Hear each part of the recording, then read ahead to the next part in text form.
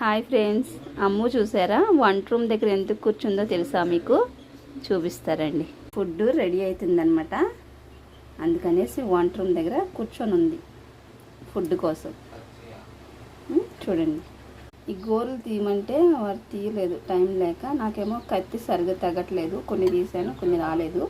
ఉడికిన తర్వాత తీసేస్తాను. పసుపు వేసాను, నీళ్ళు పసుపు ఇవి ఉడకబెట్టేసి అన్నం విడిగా వండేసి కలిపేస్తాయి ఈ వాటర్ వేసి. ఇది ఫుడ్ అమ్ము, నీ ఫుడ్ రెడీ అవుతుందా? వెయిట్ పెట్టేస్తాను, నీ ఫుడ్ రెడీ చేసి పెట్టేస్తాను. మాకు వచ్చేసి బోన్లెస్ చికెన్, దీన్ని ఇప్పుడు నేను కర్రీ చేయాలన్నమాట. దానికి విడిగా మాకు విడిగా అనమాట.